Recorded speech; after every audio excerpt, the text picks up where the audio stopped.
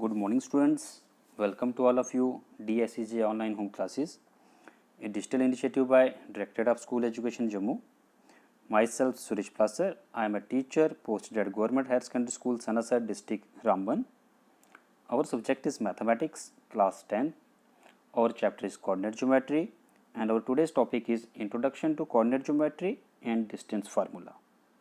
Dear students, stay home, stay safe, and keep learning. Let us begin.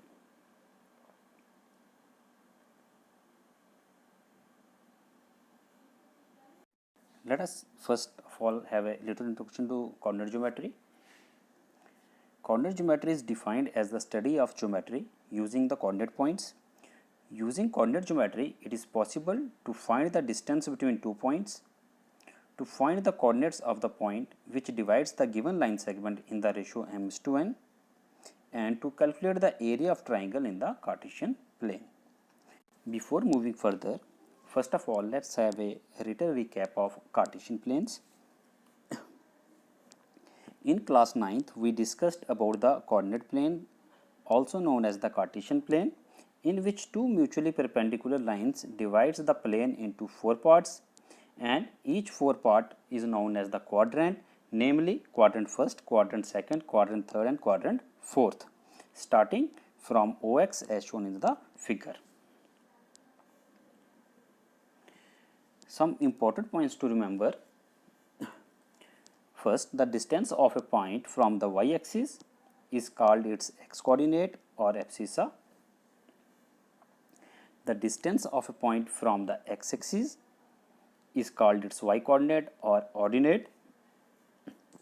If the abscissa of a point is x and the ordinate is y, then xy is called the coordinates of the point. The point of intersection of x-axis and y-axis is called origin, and its coordinates are 0, 0. The coordinates of a point on the x-axis is of the form x, 0, and that of the point on the y-axis is of the form 0, y. It means the coordinates, the y-coordinate of any point on the x-axis is always 0, and similarly the x-coordinate of any point on the y-axis is always 0.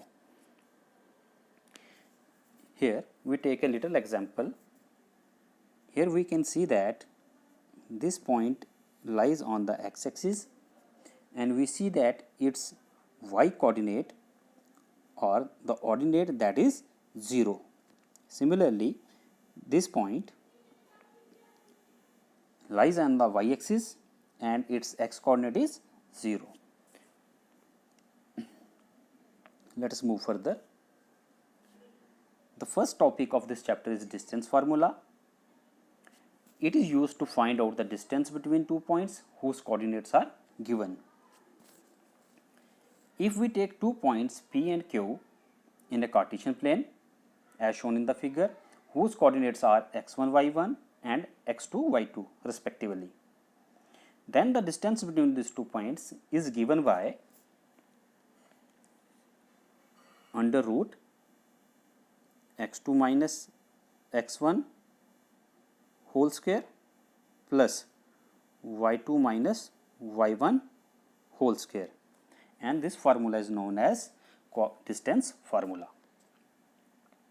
So, we can write here, if P x1 y1 and Q x2 y2 be any 2 points in a Cartesian plane, then the distance between P x1 y1 and Q x2 y2 is denoted and defined as PQ is equal to under root x2 minus x1 whole square plus y2 minus y1 whole square.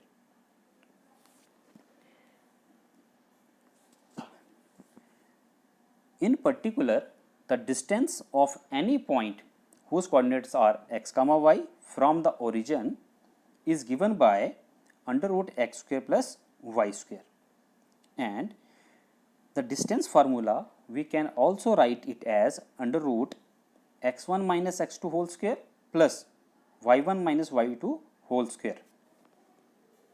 Students, हम distance फार्मूले को इस तरह से भी याद रख सकते हैं.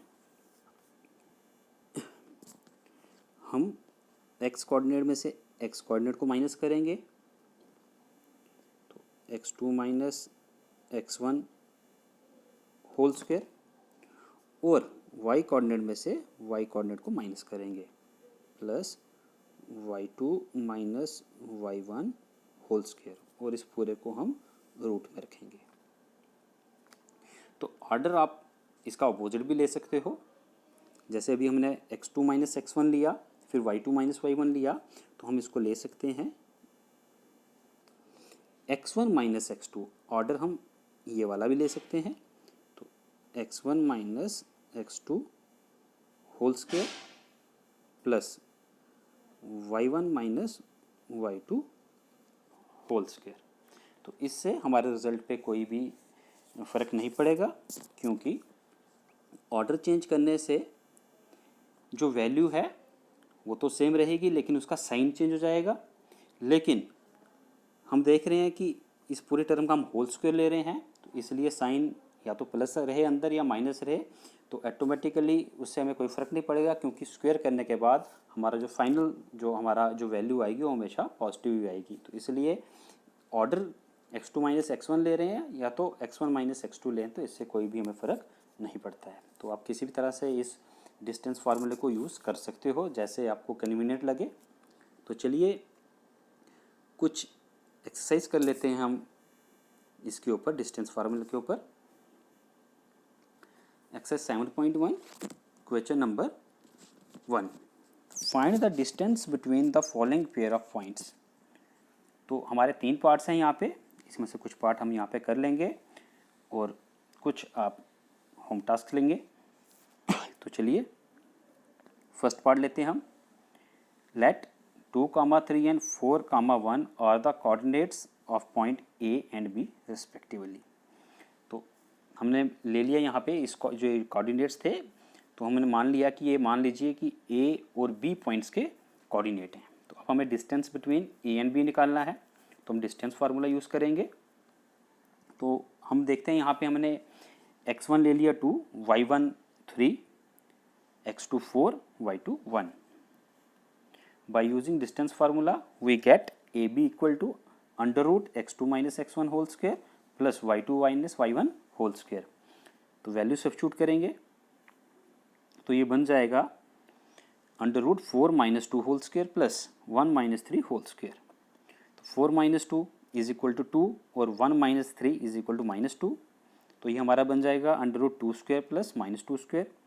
2 का स्क्वायर 4 एंड माइनस 2 का स्क्वायर फिर 4 आ जाएगा, तो ये बन जाएगा under root 4 plus 4, that is equal to under root 8। And further we will do the factor of 8 and it will become 2 root 2 units. तो बहुत ही आसान था ये। तो चलिए नेक्स्ट पार्ट की ओर चलते हैं। Third part, let A B and minus A minus B are the coordinates of point P and Q respectively. तो पिछले क्वेश्चन में हमने ए और बी पॉइंट्स मान लिया था कि ये ए और बी पॉइंट के कोऑर्डिनेट्स हैं, तो यहाँ पे हमने मान लिया पी और क्यू पॉइंट के कोऑर्डिनेट्स हैं। तो ये ज़रूरी नहीं है, आप ए और बी पॉइंट के कोऑर्डिनेट्स भी इनको ले सकते हैं। तो यहाँ पे हमने निकाल लिया x1 की जगह पे a है, y1 की जगह पे b है, x2 की जगह पे माइनस ए एंड y2 की जगह पे minus B. Distance formula use करेंगे तो वहाँ से पी क्यू का डिस्टेंस हमें मिल जाएगा under root x2 minus x1 whole square plus y2 minus y1 whole square. Substituting the value of x2, x1, y2 and y1 we will get x2 की जगह पे माइनस ए आ जाएगा और x1 की जगह पे a आ गया। सिमिलरली y2 की जगह पे माइनस बी आ गया और y1 की जगह पे b आ गया। इसको फर्दर सॉल्व करेंगे, minus A is equal to minus 2a and minus B is equal to minus 2b। तो माइनस 2a का स्क्वायर हो गया हमारा 4a स्क्वायर और माइनस 2b का होल स्क्वायर हो गया हमारा 4b स्क्वायर। तो 4 हमारा यहाँ पे कॉमन आएगा, तो 4 हमने कॉमन ले लिया और 4 का रूट हमारा आएगा 2 और अंदर रह जाएगा रूट का हमारा a square plus b square. तो 2 under root a square plus b square units is the distance between the point p and q। तो चलिए नेक्स्ट क्वेश्चन की ओर चलते हैं। Find the distance between 0, 0 and 36, 15। तो बच्चों आप इसको घर में ट्राई करोगे, बिल्कुल सिंपल है, जैसे अभी हमने पीछे 2 पार्ट किए बिल्कुल वैसा ही है ये। तो चलिए अपने नेक्स्ट क्वेश्चन की ओर चलते हैं हम। determine if the point 1, 5, 2, 3 and -2, -11 are collinear। तो इस क्वेश्चन में हमें 3 पॉइंट्स दिए गए हुए हैं, 3 पॉइंट्स के कोऑर्डिनेट्स दिए हुए हैं और हमने चेक करना है कि ये 3 पॉइंट्स कोलिनियर है या नहीं है। तो सबसे पहले हम क्या करेंगे, इन पॉइंट्स को नेम दे देंगे, नेमिंग कर देंगे इनकी ABC, PQR, जो भी आपको सूटेबल लगे। Let the given points are A 1, 5, B 2, 3 and C -2, -11। अब हम क्या करेंगे, हम डिस्टेंस निकालेंगे AB का, BC का और AC का। अगर हमारा AB प्लस इस BC is equal to AC, अगर हमारा ये आता है तो ये पॉइंट्स हमारे कोलिनियर होंगे, अदरवाइज ये कोलिनियर नहीं होंगे। तो चलिए देखते हैं, डिस्टेंस फार्मूला अप्लाई करते हैं हम। तो वहाँ से हम AB, BC और AC ये तीनों डिस्टेंसेस हम निकाल लेंगे तीनों पॉइंट के बीच में। तो using distance formula we get AB is equal to, तो हमने डिस्टेंस फार्मूला लिख लिया जो हमने अप्लाई करना है। तो वैल्यूज़ को जब हम सब्स्टिट्यूट करेंगे तो आप इसको सिंपल ऐसे भी याद रखिए कि x में से x वाला माइनस कर दिया और y में से y वाला माइनस कर दिया, तो उनके स्क्वायर ले लिया हमने, तो उस पूरे को अंडर रूट के अंदर रख लिया हमने। तो which will further become under root 1 square plus -2 square, उसको फर्दर सॉल्व करेंगे, आएगा under root 1 + 4 and is equal to under root 5 units. Similarly अब हम BC का निकालेंगे, तो BC का हमारा आ जाएगा BC, तो ये हमारा आ जाएगा x में से x वाले को माइनस कर देंगे तो आएगा -2 का होल स्क्वायर, और y वाले में से y वाला माइनस कर देंगे तो आएगा -11 -3 का होल स्क्वायर। तो इसको हम इस तरह से भी याद रख सकते हैं डिस्टेंस फार्मूले को। उसको फर्दर सॉल्व जब हम करेंगे तो ये हमारा बन जाएगा अंडर रूट -4 का स्क्वायर प्लस -14 का स्क्वायर। -4 का स्क्वायर 16, -14 का स्क्वायर 196, तो इनको एडअप कर देंगे हम, ये आएगा अंडर रूट 212 यूनिट्स। सिमिलरली अब हम AC की वैल्यू निकालेंगे, तो AC हमारा आ जाएगा तो AC के लिए हम करेंगे x वाले में से x वाला माइनस और y वाले में से y वाला माइनस, तो हमारा बन जाएगा -2 -1 का होल स्क्वायर प्लस -11 -5 का होल स्क्वायर। तो इसको जब हम फर्दर सॉल्व करेंगे तो ये हमारा बन जाएगा अंडर रूट -3 का होल स्क्वायर प्लस -16 का whole square, which is further equal to under root 9 + 256 and that is equal to under root 265. So AB is equal to root 5 units, BC is equal to root 212 units and AC is equal to root 265 units. Clearly here we can see that AB plus BC is not equal to AC. So since AB plus BC is not equal to AC, hence the given point are not collinear. तो इस तरह से आप कोई भी 3 point अगर आपको दिए गए हैं और उनके कोऑर्डिनेट्स आपको दिए गए हैं, तो इस तरह से आप चेक कर सकते हैं कि वो पॉइंट्स कोलिनियर है या नहीं है। तो डियर स्टूडेंट्स, आज के लिए सिर्फ इतना ही। Thank you very much, have a good day to all of you, stay home, stay safe and keep learning.